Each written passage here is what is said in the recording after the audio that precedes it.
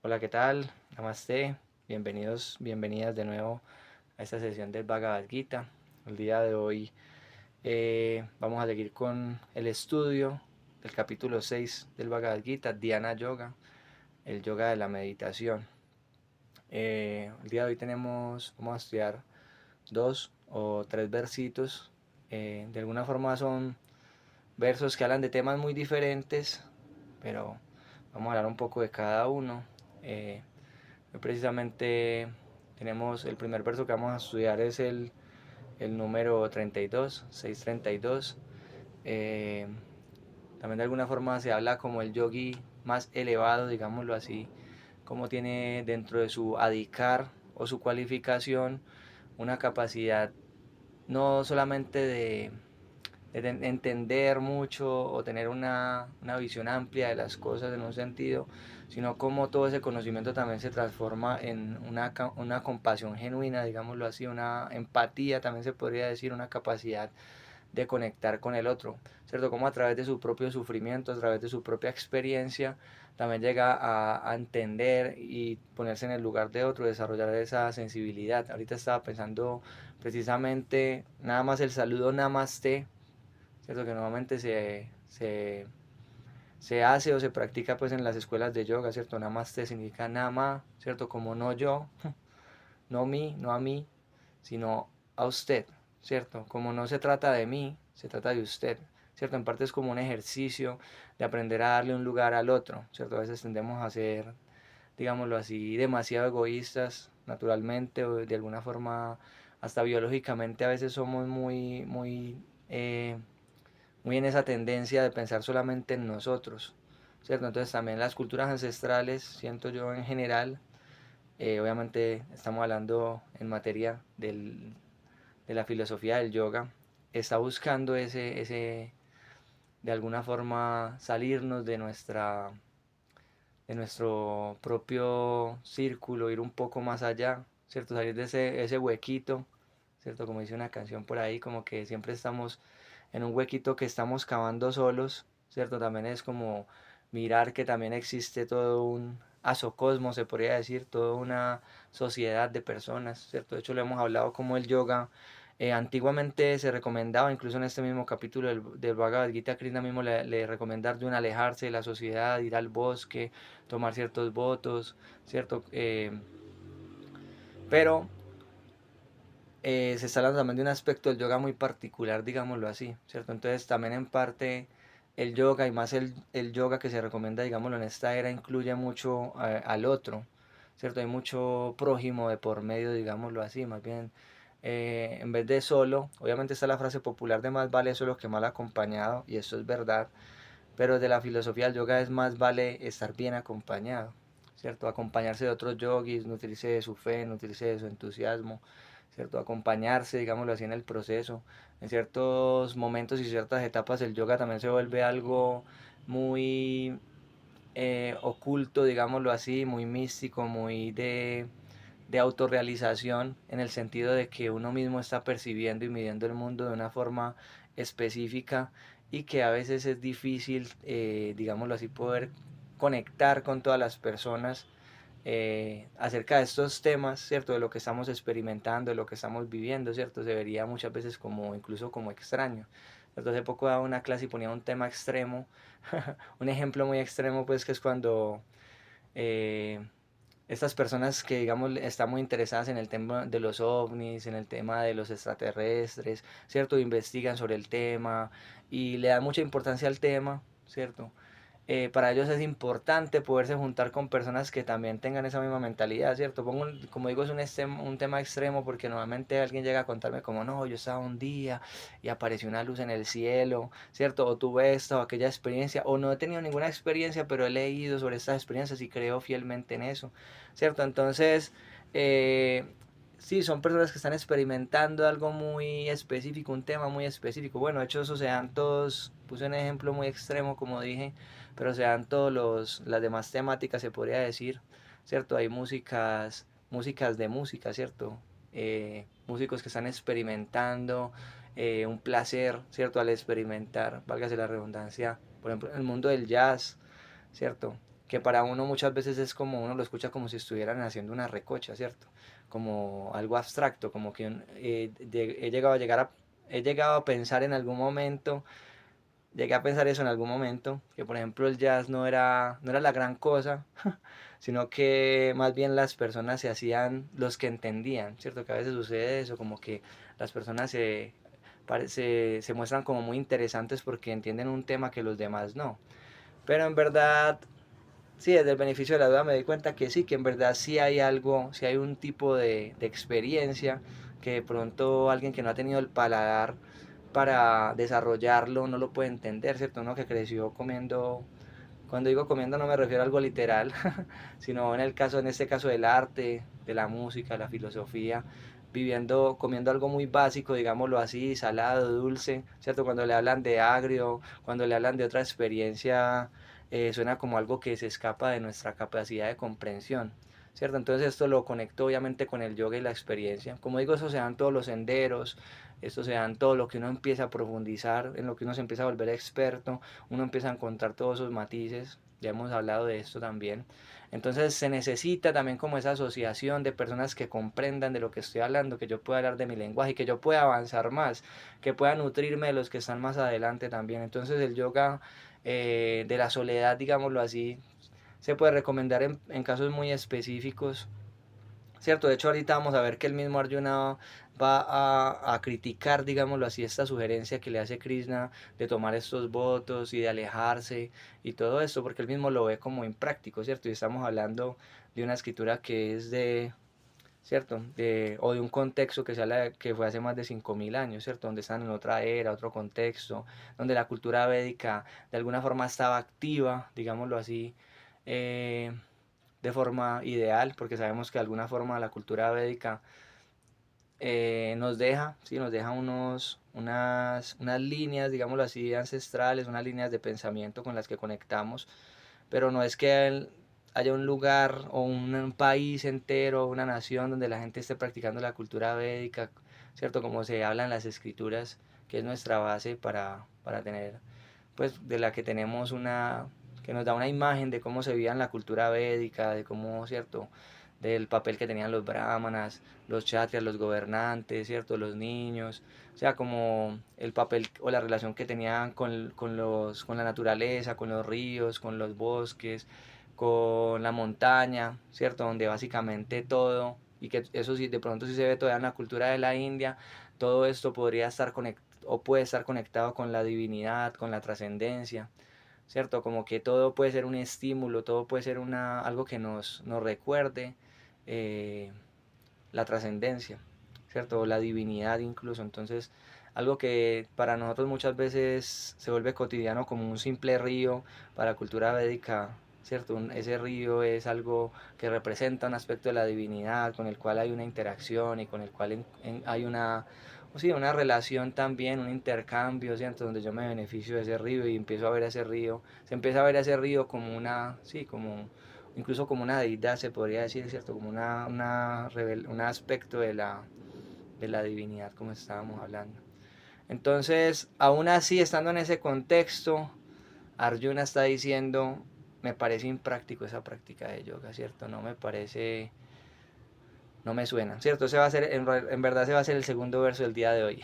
El primero va más enfocado en esto que estamos hablando de cómo el yogi, ¿cierto? A veces podríamos pensar que el yogi es una persona en algunas escuelas, incluso en algunos momentos, eh, hay como una postura que es muy fuerte, digámoslo así, dentro del Vaishnavismo o dentro de los practicantes de Bhakti Yoga, llamémoslo las líneas personalistas, y es precisamente, ya hemos hablado de eso, cómo también se puede concebir a la divinidad como un aspecto impersonal, digámoslo así, un aspecto abstracto, no definido de la divinidad, ¿cierto? Como una luz, como una energía, ¿cierto? En el nirvana que se ve como muchas veces se explica como una antimateria o como un vacío, ¿cierto? Y también es un aspecto que es aceptado por el Vedanta, digámoslo así, ¿cierto? Si no lo hemos hablado, pues lo podemos repasar simplemente. El aspecto Brahman, ¿cierto? Que es como esa luz o esa energía impersonal que también hace parte de la divinidad, ¿cierto? Que se dice que ahí se encuentran todas las almas, también de alguna forma fundidas, es una forma de explicarlo. El otro aspecto es Paramatma, que es la divinidad que está en el corazón, ¿cierto? En el cual yo puedo meditar y empiezo a entender y a conectar con él, pero todavía no hay una relación muy activa, digámoslo así. Y ya el otro aspecto es Bhagavan, ¿cierto? Que ya es un aspecto de la divinidad personal, digámoslo así, que es como entender que la divinidad tiene una forma de interactuar, o sea, tiene personalidad en el sentido de que es como tiene una inteligencia, digámoslo así, unos atributos, unas posturas, unos gustos, ¿cierto? En los que se empieza a profundizar. Algunas culturas no tienen tanto detalle o no se habla de tantos detalles como se podría hablar en la cultura védica, pero aceptan que Dios es una personalidad, ¿cierto? No sé, no me lo imagino, no sé cómo es, no sé si es un viejo, no sé si es un joven, no sé si es un hombre, digámoslo así, aunque siempre, por ejemplo, en las culturas pues abrahanistas se habla de la imagen y semejanza de Dios con el hombre. Entonces, si se concibe de alguna forma a Dios como una persona, se entiende que hay una ofrenda, que hay alguien que está ofreciendo, o que hay una oración y que hay alguien que me está escuchando, ¿cierto? No como que hay una oración y no, ¿cierto? Y hay una divinidad inerte. Entonces, en alguna filosofía sí está este aspecto. Entonces, llamémoslo impersonalismo, ¿cierto? Y que también muchas veces la meta es llegar a ese impersonalismo. Entonces se dice como si el alma en su estado puro fuera algo así como una pizarra en blanco, ¿cierto? Es el ejemplo más común que se da. Y que cuando ya viene el mundo material, digámoslo así, no se sabe en qué momento ni cómo, pero la prueba es que estamos acá y que estamos eligiendo estar acá cada día, ¿cierto? Es como la postura filosófica. Sí, porque se dice que fue un pequeño deslumbre, una pequeña acción que me llevó hasta donde estoy en este momento, ¿cierto? Somos libres de actuar, pero no somos libres de la consecuencia, lo hemos hablado en el karma. Entonces es una pequeñita acción que, que me trajo toda una consecuencia hasta tal punto de olvidarme completamente de quién soy, ¿cierto? Hay una historia muy conocida con Narada Muni, que es un sabio, ya hemos hablado de él también, que tiene, de alguna forma se le relaciona con San Gabriel Arcángel, ¿cierto? Que también es como un mensajero que está en el universo, ¿cierto? Y que también, sí, muchos momentos donde se manifiesta la divinidad también es porque él interviene, ¿cierto? También se habla a veces como un chismoso trascendental o como pareciera como cizañero, pero es con buena intención. Bueno, pero él se dice que es un alma que siempre está llevando celibato, que tiene un estándar muy alto, digámoslo así como yogi. Pero entonces dice que en un momento él va donde el señor Vishnu y le dice al señor Vishnu, yo quiero saber qué es estar en ilusión, ¿cierto? Se dice que en ese momento en su vida él ya no recordaba que era estar en ilusión. ¿Por qué? Porque él ya no veía la materia simplemente como materia, ya no veía el mundo, sí, como nosotros nos sentimos tan atraídos, tan enamorados de lo externo, de la cáscara de las cosas, él ya no veía el mundo de esa manera, pero no recordaba cómo era eso, ¿cierto? De hecho se dice que las almas en el mundo espiritual, ¿cierto? Lo explican las escrituras, no saben que existe el mundo material, ¿cierto? Muchas almas no tienen idea de eso, ¿cierto? Como que mundo material, o sea, hay un mundo donde uno no está conectado con Dios, ¿cierto? Eso lo dicen las escrituras, ¿cierto? Lo podemos tomar de forma simbólica, lo podemos tomar lo podemos asimilar de alguna manera, porque también eso hace parte del conocimiento revelado, ¿cierto? Hablamos siempre que el mundo espiritual es un plano que tal no es fácil de comprender o que no es comprensible a través de nuestra lógica, esa chintia. Pero bueno, para él era como ya inconcebible que la gente estuviera tan enamorada de la materia, ¿cierto? Se dice que los sabios trascendentalistas ya dudan de la materia, ¿cierto? Ellos como que más bien dudan de eso que nosotros creemos que es tan real, que parece tan concreto. Ellos ya saben como la forma, como todo el tiempo, como lo inconcreto que hay detrás de eso más bien, como ese efecto de la transformación todo el tiempo está atacándolo todo y aquello de lo que estoy tan enamorado y que tengo tantas ilusiones se está moviendo de cierta manera por encima de como yo quiero que se mueva y se está transformando, ¿cierto? No porque esté en contra mía, sino que es la forma como actúa el mundo material, ¿cierto? Pero entonces él va donde el señor Vishnu y le dice, señor Vishnu, yo quiero saber qué es estar en ilusión, ¿cierto? Entonces explica que él le dice, trae un vaso de agua, ¿cierto? El Narada Muni se va a un río y cuando está en ese río se encuentra una hermosa doncella, la mira a los ojos y se explican las escrituras cómo sus cejas se movían, ¿cierto? Cómo eran sus ojos, cómo era su mirada, su olor, su fragancia, ¿cierto? Todo lo que ella emanaba, su cabello y todo aquello que nos enamora. Entonces, él se sintió muy atraído por esto eh, y llegó al punto sí, de enamorarse completamente de ella y el punto en el querer estar con ella toda la vida, tener hijos. Y este ejemplo se puede contar en muchos contextos, digámoslo así. Sabemos que los Puranas de alguna forma es el recurso literario a través de historias. Es mucho más que eso, pero como a través de historias tratar de explicar el conocimiento que está contenido en el Vedanta Sutra, ¿cierto? Entonces es un conocimiento que también a través de historias, ¿cierto? Se dice que estos Puranas son como un amigo, se dice que los Vedas nos hablan como un rey, entonces nos ordenan, nos mandan, tienen que hacer esto, este es el deber, tanto. Los Puranas dicen que es como un amigo, ¿cierto? Entonces es como un amigo, como ven te cuento algo, ven te cuento una historia. Entonces nos están contando una historia, ¿cierto? Entonces como para ese poquito de contexto ahí también. Entonces, Narada Muni se va, se enamora, tiene sus hijos son lo más importante en su vida, ¿cierto? Básicamente el concepto de esto es Grihamedi, se llama, alguien que piensa que tiene toda su inteligencia puesta en el hogar y piensa que la meta última de la vida es esa, ¿cierto? No significa que no hay que tener hogar, ¿cierto? No significa que el yogi no viva esa etapa y no lo viva con, digamos, con placer, estando presente y todo esto, ¿cierto? Como que a veces esto se puede malinterpretar ahorita, esto da para conectarlo también con el tema del día de hoy.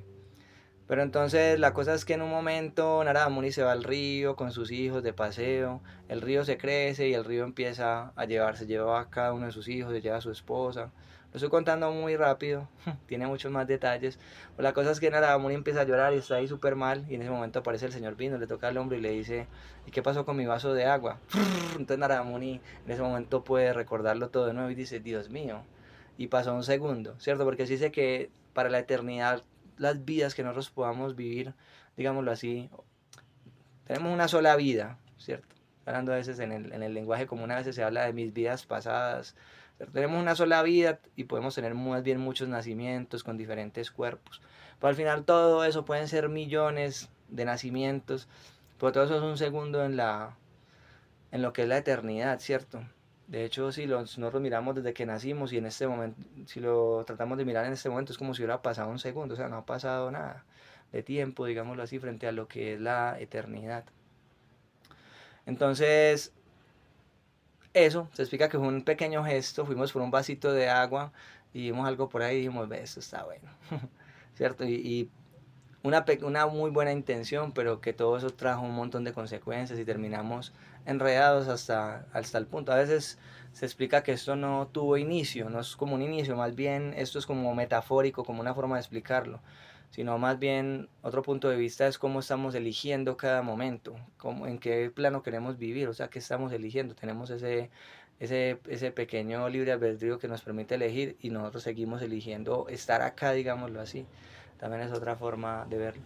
Pero el punto es que desde el punto de vista de estas filosofías impersonalistas, el alma es impersonal, o sea, todos somos un todo homogéneo, nirvisesa, significa sin variedad, sin, sin cualidades, ¿cierto? Nirguna o inguna, ¿cierto? Como una, algo así como, sí, impersonal es la palabra.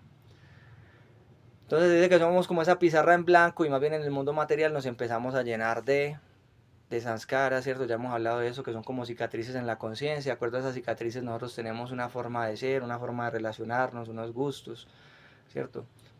Desarrollamos unos hábitos, ¿cierto? Esos hábitos ya están en la conciencia de tal forma que suceden de forma natural. Nosotros no tenemos que esforzarnos por, por practicar nuestros hábitos porque ya están ahí de forma automática, ¿cierto? Entonces, para estas filosofías la meta es volver hasta a volverse uno con el todo y más bien para estas filosofías muchas veces la emoción, ¿cierto? Los sentidos, los sentimientos, ¿cierto? Son vistos como una debilidad del ser, ¿cierto? Como no, eso es algo de la materia, es algo de la mente, ¿cierto? Y que debe ser eliminado, ¿cierto? De hecho, dentro del budismo también existe como ese concepto de que el deseo es la causa del sufrimiento, entonces lo que tenemos que acabar es con el deseo, ¿cierto? Entonces está como esa línea y de alguna forma este impersonalismo se ve también muchas veces en las corrientes espirituales como una tendencia a pensar que uno es espiritual cuando uno deje de ser uno mismo o cuando uno deje de ser natural, ¿cierto? Como que uno tiene que volverse como un ente ahí que no siente, como completamente, eh, ¿cómo se diría? Como inexpresivo frente a la realidad, ¿cierto? Como una persona que carece de sentimientos y de emociones, ¿cierto? Y precisamente el yoga nos muestra que es todo lo contrario, ¿cierto? Como digo, estas líneas sostienen eso. Y, y muchas veces hay gente que siente como una vergüenza, digámoslo así. Eso hay que saberlo entender, porque también hay cosas que en verdad sí, que no son, no hacen parte de nuestro ser como tal, que no somos eso, y cosas con las que estamos muy agarradas y muy identificados y que en verdad sí hay que ver cómo las pulimos y cómo, ¿cierto? Pero no es querer volverse otra persona, no es querer imitar al yogi que está más elevado, ¿cierto? No es querer hablar como él y, ¿cierto? Porque a veces pensamos como eso, el yogi es salude así, coma así, duerma así, ¿cierto? Como imítelo todo de forma externa y repita todos esos patrones, que de hecho últimamente escucho muchas personas hablando de eso en podcast y cosas así como criticando esto y también como de alguna forma como la influencia del sectarismo en eso, ¿cierto? Como que a veces llegan a una comunidad y en esa comunidad todos actúan igual, todos saludan igual, todos opinan igual, todos se ríen igual, ¿cierto? Entonces se vuelve como muchas veces eso como como algo muy sectario y también es una forma de impersonalismo porque se pierde precisamente esa capacidad de ver al, no sé, al que es más contemplativo, al que es más filosófico, al que es más artista, al que es hasta chistoso y que le quiere ver cosas a todo, ¿cierto? Que hace parte también de alguna forma de una, de una personalidad que no se debería homogenizar, ¿cierto? Como, entonces, es un tema ahí bien interesante, pero como digo, no significa que no haya cosas de que avergonzarnos, no significa que no haya cosas que pulir, ¿cierto? Porque a veces se puede interpretar así. El yoga es un proceso, pero el yoga también es una relación. O sea, uno empieza desde el momento que uno empieza a practicar yoga, uno ya está en el yoga. Y de ahí para allá se puede perfeccionar, sí, pero en este momento, también en lo que soy, también estoy viviendo esa relación, digámoslo así, ¿cierto? Esa, y sí, hay cosas que se van a ir transformando naturalmente, ¿cierto? Se dice que así como la luna, uno mira la luna y uno no ve que está cambiando, pero está cambiando hasta el punto que al mes uno se da cuenta que es luna nueva, ¿cierto? O ni siquiera al mes, a los 15 días ya hay una luna nueva, una luna llena.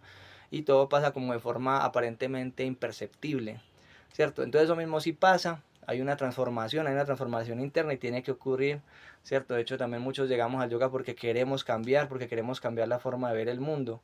¿Cierto? Parece contradictorio con todo lo que estoy diciendo, pero lo que hoy es como que no tenemos que desfigurarnos, ¿cierto? No es como que tenemos que dejar de ser nosotros mismos. Obviamente, como digo, hay que entender qué significa ser nosotros mismos, ¿cierto? Si lo vamos a ver desde la trascendencia somos un ser espiritual, y muchas cosas que creemos que somos no somos nosotros, ¿cierto?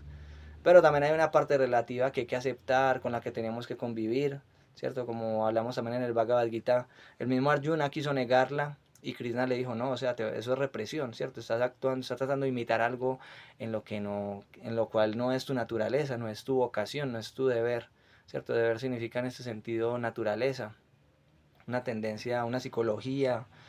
Entonces vas a renunciar al campo, pero eso no está bien, ¿cierto? Entonces más bien trabaja de acuerdo a tu naturaleza, a tu psicología, desde ahí puedes hacer una ofrenda única, porque al final somos eso, la capacidad de ser únicos. Hay otra historia que se me viene a la mente, la voy a contar rápido, pero dice cuando ocurrió pues todo eso del colonialismo británico en India, eh, uno de los ministros, creo que era un ministro, él opinaba como que, ¿para qué tantas formas de Dios? O sea, adoremos un solo Dios, adoremos todos a Jesús y ya, ¿cierto? ¿Para qué tantas escrituras? Leamos solo la Biblia, ¿cierto? Porque precisamente él estaba hablando como si tanta variedad generara conflicto, guerra, ¿cierto? ¿Para qué tantas, cierto? Y así como con todo, como para qué tantas cosas, o sea, vistámonos todos igual y ya, o sea, no molestemos con eso, no nos, porque, y a veces es un discurso que en verdad mucha gente cae en eso, como no, o sea, como no seamos de ninguna religión, o sea, no seamos de ninguna filosofía, o sea, como que no nos identifiquemos con eso. Y yo también entiendo en un sentido como, también como el contexto en el que se habla y también de pronto el romanticismo que hay detrás de eso, o sea, como idealista, como muy bonito también ponerse en el papel del otro y también los nombres nos separan, también es verdad la ropa nos separa, o sea, ocurre todo esto, también es verdad, las filosofías como dijimos nos separan, las ideas nos separan, Pero no significa que todos tenemos que pensar igual, que todos tenemos que comer lo mismo, que todos tenemos que vestirnos igual, que todos tenemos que leer los mismos libros. O sea, eso es una tontería, ¿cierto? De hecho, pensaríamos muchas... De hecho, las guerras que ha habido en Occidente han sido más por tratar de homogenizar la cultura y de volver todo igual, ¿cierto? Más que se den o sea, no... A ver cómo explico de otra manera. Sí, las guerras se dan más con la intención de que todos, de un grupo de gente querer que todo el mundo piense igual a ellos, ¿cierto? Y no aceptar que hay personas diferentes, ¿cierto? Que hay diferentes posturas, ¿cierto? Como que ese es más bien el concepto que tiene la cultura védica. Pero entonces hay un cocinero hindú que tiene o indio, pues que tiene este ministro. Entonces que él hace él prepara todo un banquete y todos llegan y todo está súper rico. Pero cuando llega este ministro le sirve arroz cocinado, ¿cierto? Hay más detalle, pero porque hace muchas preparaciones, sabemos que India tiene mucha gastronomía y todo esto.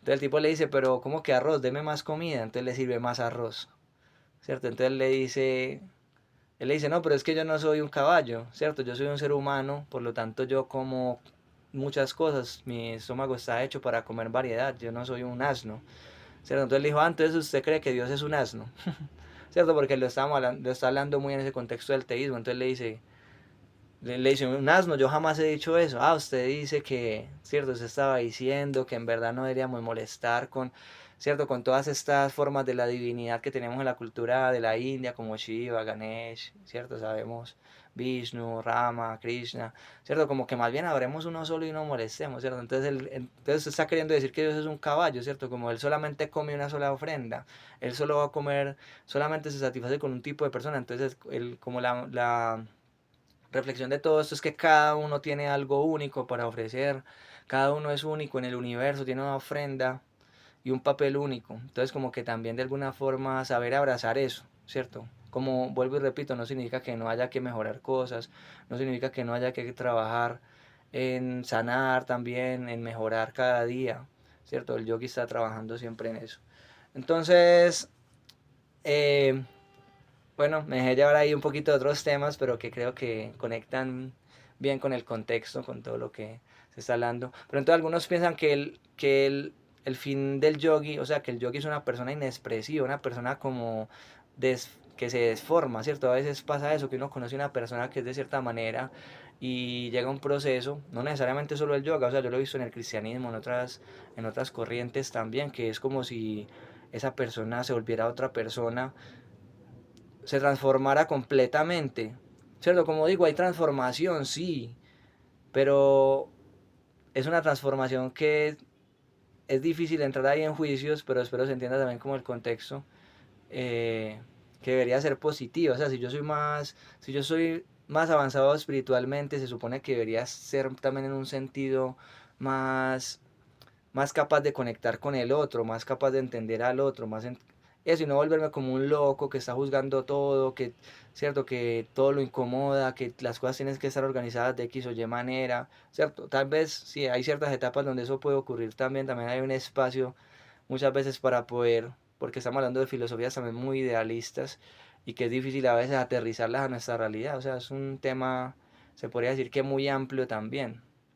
Pero a lo que ves que muchas veces es como, o sea, dejaste de ser tú, o sea, olvidaste todo, o sea, tus amigos, tu familia, o sea, básicamente eso que estamos hablando, o sea, se lo fue arrastrado por una secta que lo impersonalizó, ¿cierto? Y básicamente hay sucede mucho y después hay unos conflictos internos de la persona por volver a aceptar cosas que rechazó de sí mismas, ¿cierto? O que quiso ocultar y reprimir y no mostrar ¿cierto? Porque no era bien visto dentro de su campo, no era o dentro de su comunidad, ¿cierto? Entonces suceden cosas que pueden traer muchos conflictos también, digámoslo así, ¿cierto? Entonces se podría decir también como perjuicios que puede traer una vida espiritual no muy sana, ¿cierto? No bien guiada, no sin buen contexto, digámoslo así, sin un buen acompañamiento, o sea, es que parece que estuviera aterrorizando a todo el mundo, ¿cierto? Con el tema, pero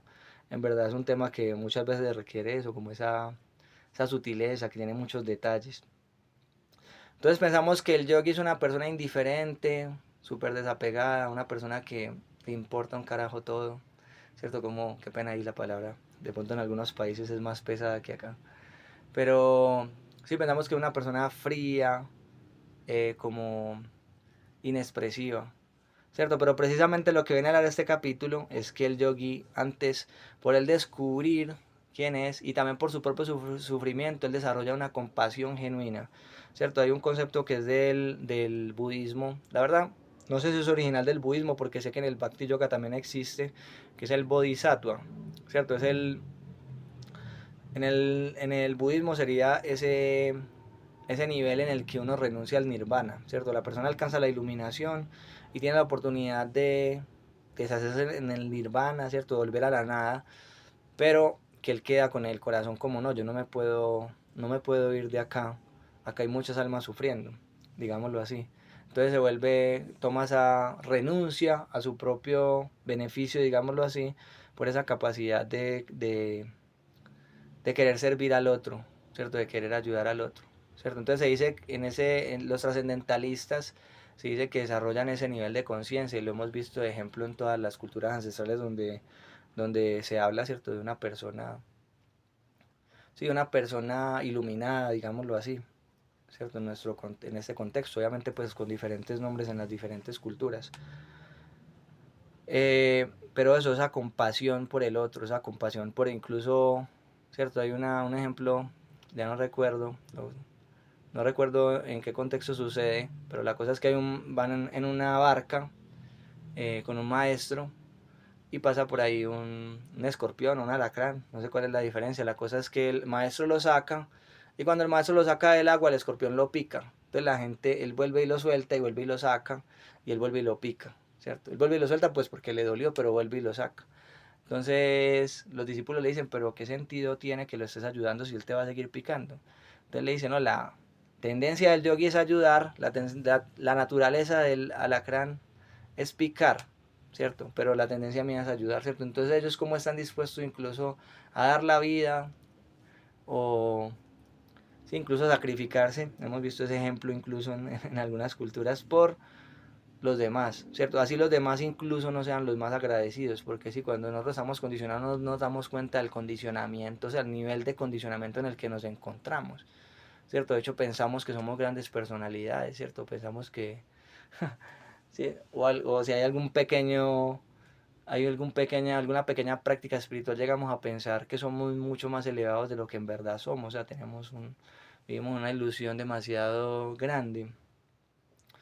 Entonces, eso. Y precisamente la persona iluminada o la inteligencia, le hemos hablado también para la cultura védica, está relacionada con la compasión, con esa capacidad de sentir al otro. Por eso lo que el Buda viene a enseñar también en gran parte es la compasión, ¿cierto? La ahimsa es un anga fundamental en el proceso del budismo, ¿cierto? En el budismo. Entonces, ¿por qué? Porque precisamente está en ese nivel de sentir al otro.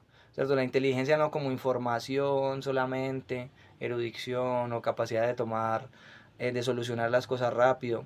O sea, también eso es inteligencia, la capacidad de ver qué pasa más allá, cómo mi acción trae una consecuencia y cómo lo que está pasando en este momento es consecuencia de algo que hice en el pasado, eso es inteligencia, la capacidad de guiar los propios pasos, pero también esa capacidad de sentir por el otro.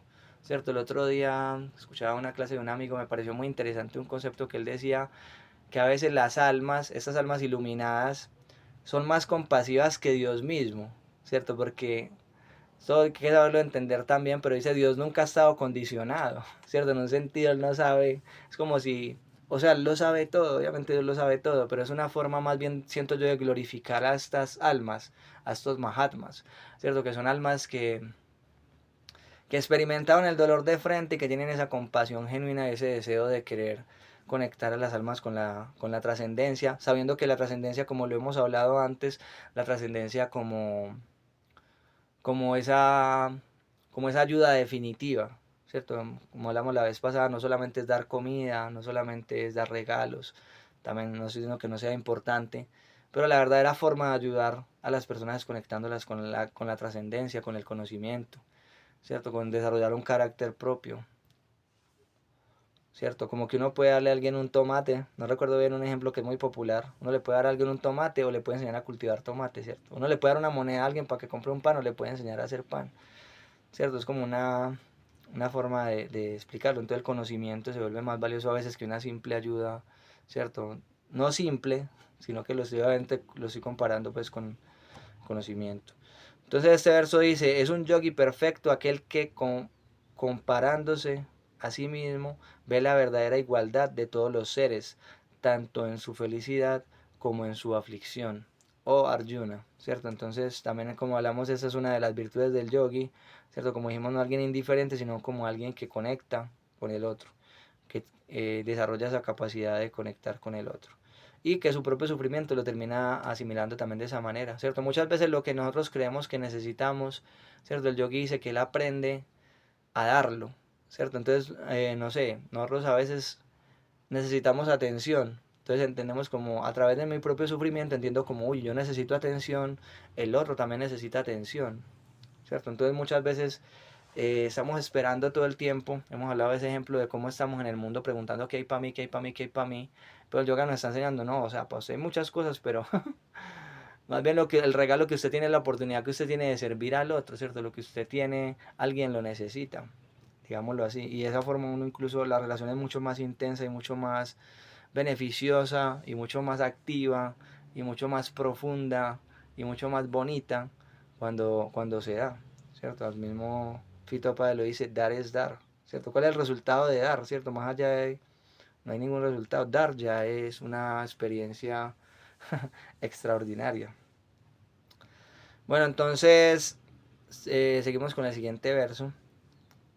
Como digo, estos versos hablan de temas muy diferentes, pero esto viene también como lo va a hablar Arjuna, más bien hablando de ese contexto en el que Krishna le habló de vete al bosque, concéntrate de tal forma, siéntate de tal forma, ¿cierto?